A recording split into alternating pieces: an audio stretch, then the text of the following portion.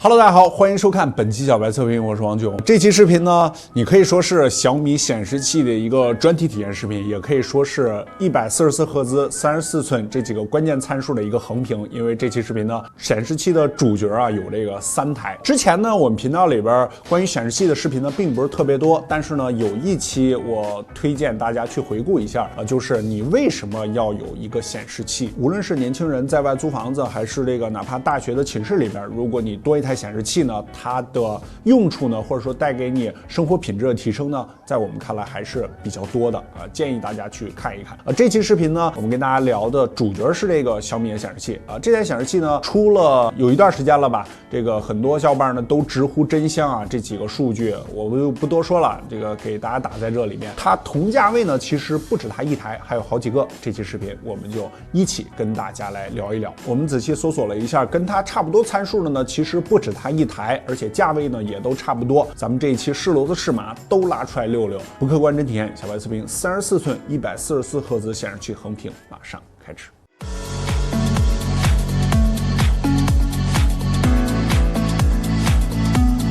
曾经有位名人说过啊，这个相同的价格买更大的屏幕才是更智慧。确实，现在大家选择显示器呢，这个尺寸也是越来越大。34寸21:9 144赫兹1500R 的显示器，在2000元这个档位段满足这几项条件，可选的其实并不多。我们打开某东仔细筛选了一下呢，选择了2499元的泰坦军团和2699元的创维带鱼屏参数呢我就直接打出来了。在外观的设计方面呢，小米和泰坦呢都是使用了三角形的支架，相较于创维的圆形支架呢，会占据更多的桌面横向空间，但是在桌面的纵向使用面积上呢，三角支架则是更有优势一些。毕竟显示器的尺寸来到34英寸，距离显示器有更多的纵向空间，才能带来更好的观感。小米和创维的支架都是塑料包金属的材质，泰坦这边呢则是全金属的材质。而在支架的调节性上，小米支持上下升降、左右大角度调节、上下俯仰角度调节。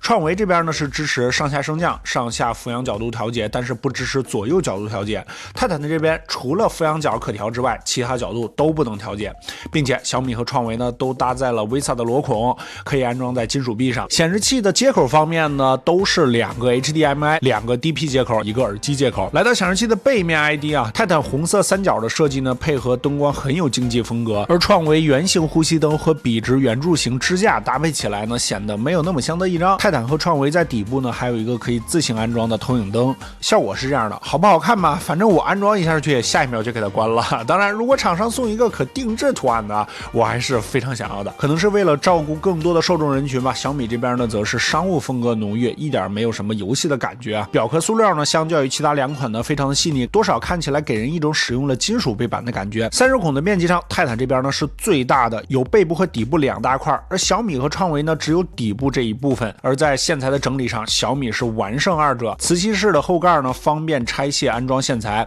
在支架内部走线的设计呢，也很好的将线材隐藏起来，看起来确实非常整洁。创维背部只有接口处有盖板，显示器接线正面依旧能够看出来，而泰坦这边则是非常硬派，干脆没有，全部裸露在外面。整体来说，喜欢商务干练风格的就选择小米这款，竞技游戏风格的就选泰坦吧。来到显示器的正面，三者的区别呢就很小了。3款显示器都是3面窄边框的设计，操作按键都在右侧。这里创维和泰坦除了正面的 logo 区别之外， OSD 设置键底部横向5个按键设置操作，小米的 OSD 设置按键被挪到了右侧，竖置5个按键操作。不知道为什么都不用以前很好使的摇杆按键。在测试这几天，我们发现最好的设置方式就是将你的5个手指分别对应在按键上进行操作，这样按错的概率就能大大降低。3款显示器正面为什么都非常相似啊？因为它们都是来自三星的 VA 面板，在屏幕面板的硬件参数上，3款显示器是完全一样的。我们在3款显示器的标准色彩模式下进行测试，我们的测试过程中，小米的这款呢覆盖了100%的 sRGB 色域，平均 LTE 3.9， 最高5.6。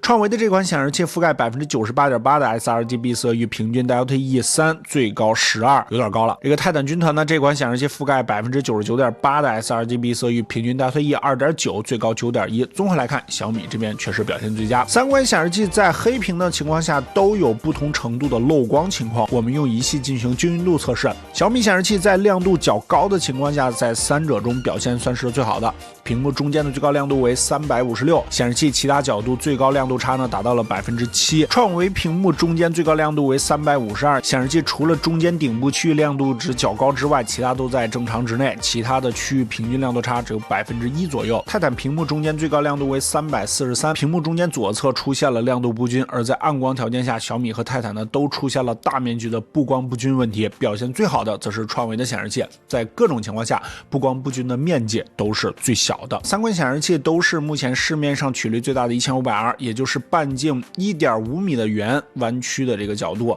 简单来说 ，R 前面的数值越小，这个曲率就越大。由于都是21:9的屏幕比例，这个面板都是一个嘛，这个相比以往的16:9的显示器呢，会有更多的显示长度。但很多游戏呢，也都适配21:9的比例，在玩 MOBA 和赛车类的游戏时候，会有更宽的视野，物理外挂了解一下。当然，这些场景呢，也都是你独享的，毕竟 VA 屏的可视角度确实要差上不少，其他角度呢会出现色彩偏离和衰减。长屏幕带来的便利呢，也体现在提高工作效率上。在这里就要提一下小米这款显示器的 PBP 功能，物理分屏，它可以将2台不同的主机连接到一个显示器进行使用，有左右分屏和画中画模式，一边打着塞尔达，一边追着剧，一边连着 Windows 的主机，一边用着 MacBook Pro。还有什么使用场景，小伙伴可以自己脑洞一下。但是我个人觉得这个功能就听着好像还不错，实际还是挺鸡肋的。OK， 虽然都是相同的显示面板，我们再来看一下很重要的一个参数144赫兹在日常使用中的体验如何。还是给大家先对比一下不同刷新率时的这个画面啊，这个差别上小伙伴们自行观看就好了。在快速拖动文件框的时候，3款显示器都有不同程度的拖影问题。我们用慢镜头拍摄了一组显示器上显示的移动图标，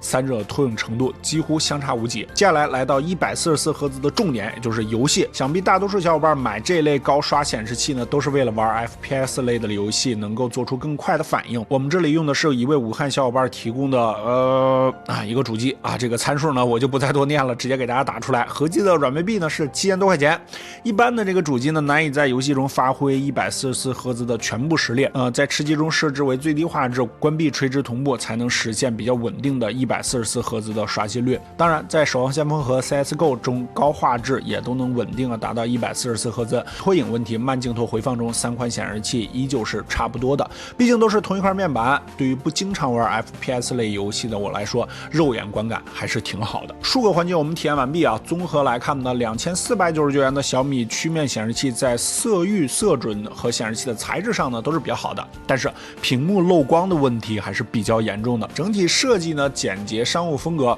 在同价位之中，泰坦军团表现的算是比较差的，但是耐不住电竞风格十足，看着是真的非常好看。而2799的创维，除了在屏幕漏光问题上表现最佳之外，设计上啊和色域色准上表现的都不是特别好，就不太值得推荐了。小米的这台显示器香吗？其实整个测评完毕之后啊，我们感觉呢，其实还是挺香的。但是呢，也有一些比较重要的地方，比如说这个漏光的部分啊，它是比较严重的，还是有这个些许问题存在的啊。小米利用自己的流量优势，对上游的供应链呢进行这个压价，然后给用户呢提供一个性价比比较高的产品。其实它很多的不止显示器啊，这个很多产品呢也都是这样做的。这台显示器的意义呢，在我们看来，更多的是提供了一个34寸显示器很好的一个标准，比如说144赫兹、1500R，整个的这个显示器市场呢有很多啊各种各样的显示器，这个挑选起来呢还是挺复杂的。但是小米一出呢，它是经过这个大数据调研呢做出来了一个标准，你可以进行参考。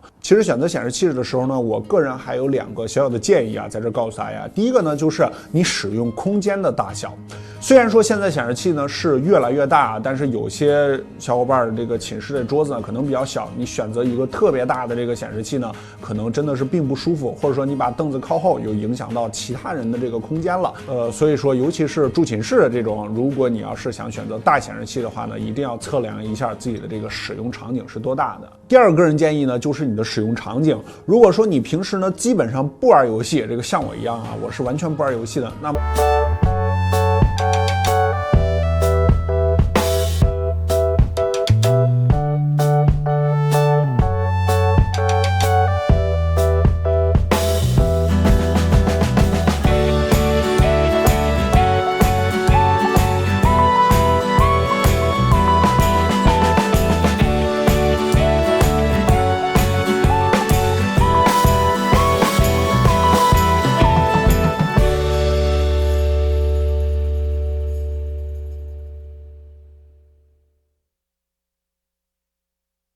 告诉我们不客观之点。小白测评，我们下期视频再见。